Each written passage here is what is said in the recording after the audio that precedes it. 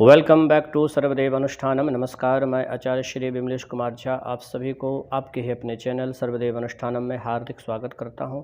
मित्रों, आज मैं आप सबके समक्ष पुत्रदा एकादशी के व्रत की कथा, पूजा के विधि और पूजन का शुभ समय, पारण का शुभ समय इत्यादि के साथ उपस्थित हुआ हूं। तो चलिए आज का वीडियो प्रारंभ करते हैं। ओम नमो भगवते श्री वासुदेवाय, ओम नमो नारायणाय। मित्रों, 8 अगस्त दिन सोमवार को एकादशी का व्रत है और ये श्रावण का अंतिम सोमवार भी है और हरि और हर का आशीर्वाद प्राप्त करने का बहुत ही स्वर्णिम अवसर है। तो इस दिन जो दंपत्ति संतान से विहीन है, जिनको संतान नहीं है या पुत्र रत्न की प्राप्ति नहीं हुई है, उन लोगों के लिए यह पुत्रदा एकादशी एक रामबाण के समान है। वो लोग अवश्य इस व्रत को करें और कथा का श्रवण करें और संतान गोपाल मंत्र का जाप करें, विष्णु सहस्त्र नाम का पाठ करें। आपको अवश्य ही संतान सुख की प्राप्ति होगी और श्री हरि और हर के आशीर्वाद की भी प्राप्ति होगी। मित्रों, एकादशी तिथि जो है 7 अगस्त से लेकर 8 अगस्त के रात्रि 9:20 के मध्य तक है। तो आप लोग सूर्योदय के पश्चात एकादशी व्रत का संकल्प लें, पीत वस्त्र को धारण करें, फिर अपने पूजन गृह में आए, एक चौकी के ऊपर पीला वस्त्र बिछा दीजिए और उस पर नारायण की प्रतिमा को स्थापित करें। फिर उनको जल का छिड़काव दें, फिर उनको पंचामृत स्नान कराएं, शुद्ध जल से स्नान कराएं, वस्त्र पहनाइए, चंदन, उनको पीत चंदन, कस्तूरी चंदन अर्पण करना है। फिर काला तिल अर्पण करना है, जौ अर्पण करना है, तुलसी पत्र, पीले फूल और नाना परिमल द्रव्य उनको अर्पण करके धूप दीप नैवेद्य अर्पण करें। और हर पदार्थ में जो है उनका तुलसी का पत्र अवश्य रखिएगा और उनको 5 प्रकार के भोग, मिठाई का भोग अवश्य लगाएं। गौ का पूजा करना इसमें बहुत ही विशेष फलदायी है।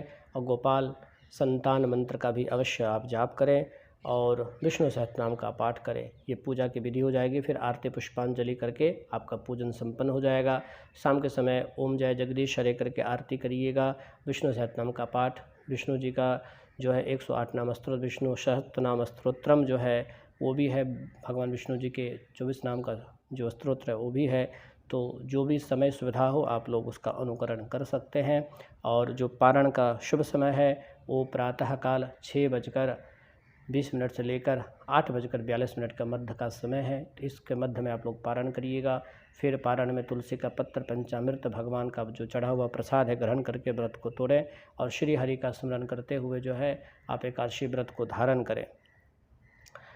तो चलिए पुत्रदा एकादशी के व्रत की कथा को प्रारंभ करते हैं। ओम नमो नारायणाय। पुत्रदा एकादशी व्रत की कथा। श्री युधिष्ठिर कहने लगे, हे भगवान, श्रावण शुक्ल पक्ष एकादशी का क्या नाम है? व्रत की करने की विधि तथा इसका महात्म्य क्या है, कृपा करके कहिए। मधुसूदन कहने लगे, इस एकादशी का नाम पुत्रदा एकादशी है। अब आप शांतिपूर्वक इसकी कथा सुनिए। इसके सुनने मात्र से ही वाजपेयी यज्ञ का फल प्राप्त होता है। द्वापर युग के आरंभ में महिष्मति नाम की एक नगरी थी जिसमें महिजीत नाम का राजा राज्य करता था, लेकिन पुत्रहीन होने के कारण राजा को राज सुखदायक नहीं लगता था। उसका मानना था कि जिनके संतान न हो उसके लिए यह लोक और परलोक दोनों ही दुखदायक होते हैं। पुत्र सुख की प्राप्ति के लिए राजा ने अनेक उपाय कराए, परंतु राजा को पुत्र की प्राप्ति नहीं हुई। वृद्धावस्था आती देखकर राजा ने प्रजा के प्रतिनिधियों को बुलाया और कहा, हे प्रजाजनों, मेरे खजाने में अन्याय से उपार्जन किया हुआ धन नहीं है, न मैंने कभी देवताओं तथा ब्राह्मणों का धन छीना है, किसी दूसरे की धरोहर को भी मैंने नहीं ली है। प्रजा को पुत्र के समान पालता रहा हूँ। मैं अपराधियों को पुत्र तथा बांधवों की तरह दंड देता रहा हूँ। कभी किसी से घृणा नहीं की है, सबको समान ही माना है। सज्जनों की सदा पूजा करता हूँ। इस प्रकार धर्मयुक्त राज करते हुए भी मेरे पुत्र नहीं है, सो मैं अत्यंत दुख को पा रहा हूँ। इसका क्या कारण है? प्रजा यह सब बात ध्यानपूर्वक सुन रहे थे। राजा महिजीत की इस बात को सुनने के पश्चात मंत्री तथा ये प्रजा प्रतिनिधि वन को गए। वहाँ बड़े बड़े ऋषि मुनियों को दर्शन किए। राजा की उत्तम कामना के पूर्ति के लिए किसी श्रेष्ठ तपस्वी मुनि को देखते फिरते रहे। एक आश्रम में उन्होंने एक अत्यंत वयोवृद्ध, धर्म के ज्ञाता, बड़े तपस्वी, परमात्मा में लीन ध्यान लगाए हुए जितेंद्रिय जितात्मा जित क्रोध सनातन धर्म के गूढ़ तत्वों को जानने वाले समस्त शास्त्रों के ज्ञाता महात्मा लोमश मुनि को देखा, जिनका कल्प के व्यतीत होने पर एक रोम गिरता था। सबने जाकर ऋषि को प्रणाम किया और उन लोगों को देखकर मुनि ने पूछा, आप लोग किस कार्य के लिए आए हैं? यह सब निसंकोच आप मुझसे कहिए, मैं आप लोगों का हित ही करूँगा। मेरा जन्म केवल दूसरों के उपकार के लिए ही हुआ है, इसमें संदेह मत करो।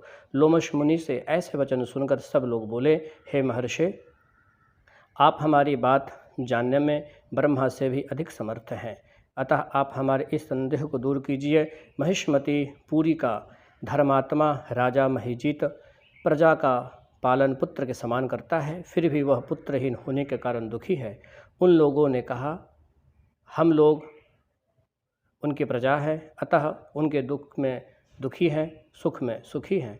आपके दर्शन से हमें पूर्ण विश्वास है कि हमारा यह संकट अवश्य ही दूर हो जाएगा, क्योंकि महान पुरुषों के दर्शन मात्र से ही अनेक कष्ट दूर हो जाते हैं।